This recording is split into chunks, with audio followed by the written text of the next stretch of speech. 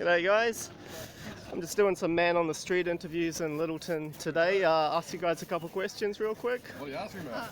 A little bit about coronavirus and a couple other current affairs. Yeah, man. Yeah. Sure. Keep it quick because I don't want to sort of interrupt your meal too much. Let's see. I can just see. Maybe I'll just come over here because I can't sort of see both you guys in the shot. But Wait, if you could interview him. yeah. He's the talker, is he? Yeah. He's got the opinions. Apparently. So New Zealand's back in lockdown this week. Does that come as a surprise to you, or is it unexpected?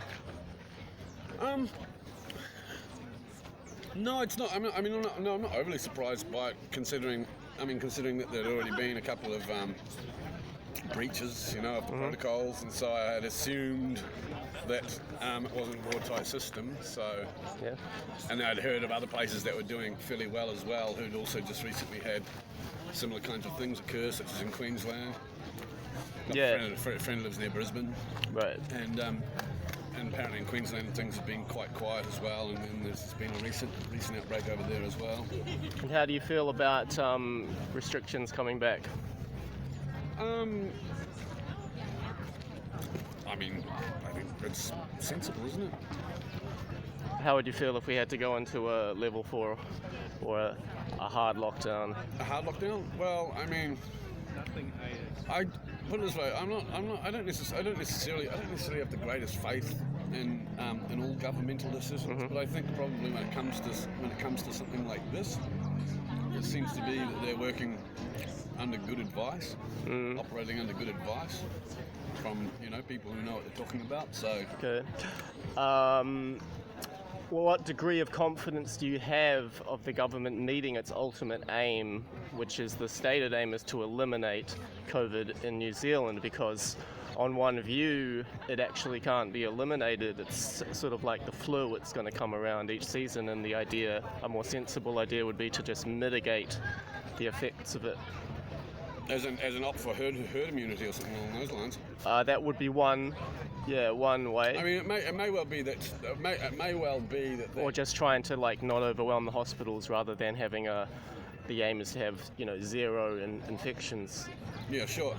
I mean, it could well be that might just be an inevitability if it doesn't if it just doesn't die out globally, which it doesn't appear to be showing any signs of anytime soon.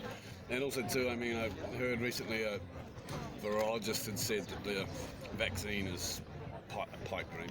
Right.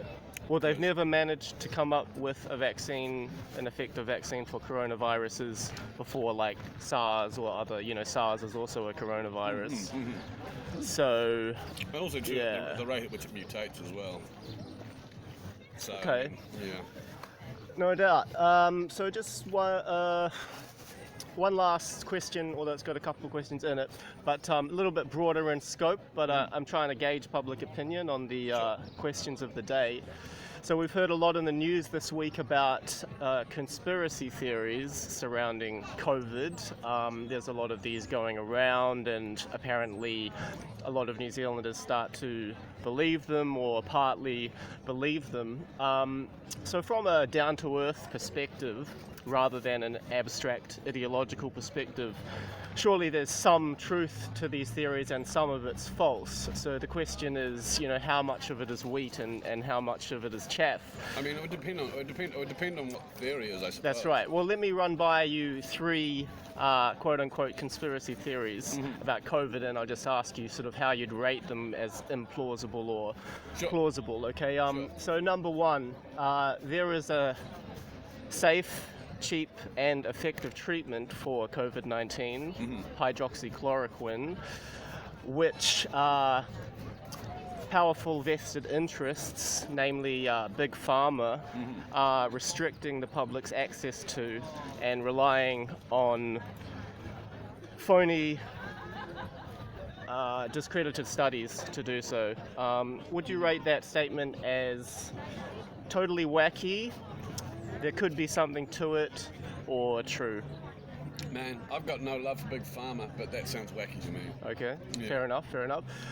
Number 2, the WHO is politically aligned with the Chinese Communist Party, and their medical advice is shaped by political influence. Would you rate that as totally wacky, could be something to it, or true? I would say there would be a modicum of truth to it, in the sense that the Chinese government almost certainly have advisors whom the UN listens to, but I don't think the UN listens to just them. No, but the WHO is part of the UN. Pardon? The WHO is part of the UN, or did I understand you correctly? No, you were saying that the UN was aligned with the Chinese Communist Party. This is the conspiracy theory. I see what you're saying. Yeah. I What get I'm you. suggesting to you is, like, I think there would be like a kernel, a modicum of truth, Right. in the sense that there will almost certainly be Chinese advisors. I see. Yeah. But I don't think that's entirely who the WHO Alright. or UN are listening to. Alright. I don't think they just listen to Chinese advisors. Fair enough. All right. And the last statement. Our central government in New Zealand is run by self-serving elitists whose political philosophy is authoritarian, not democratic, and they see COVID-19 as the perfect opportunity to move the laws and institutions of New Zealand. This is the one that I've heard most recently. To move the laws and institutions of New Zealand towards an authoritarian mode, so that they can basically rule as kings, queens, and aristocrats, and not as elected officials. More possibility if Judith Collins was the Prime Minister. Okay. Yeah. National. Yeah, you see more authoritarianism in national. Hell yes. And Judith Collins especially. She's a fascist, man. She's a fascist wannabe. More or less, I could agree with that. I just think that the other side's as bad, but. I don't necessarily think. I'm not. How you going, mate? Hi, we're in Lyttleton. I've got to start a paddleboarding business on the water. Oh, yeah, wonderful. Huh? Yeah, and it's getting a license on the Avon River very shortly. So Excellent. Yeah, Excellent. This guy's doing paddleboarding. paddle to the pub, If anyone's interested in that. Oh, wonderful. Pomeroy's pub. Yeah, great group trip. So yeah, keep your eye out for us. Cool, mate. Enjoy, Cheers, Jackie. man. Thank you. All right. Well, thanks for chatting, mate. Yeah, Sorry, what's your name? Tam. Yeah, my name's Dan. This is man. just for my social media. Yeah, You know, we don't have community television in New sure. Zealand anymore, so Sure. I'm just one of the amateur independent media trying to fill Cool, that man, gap.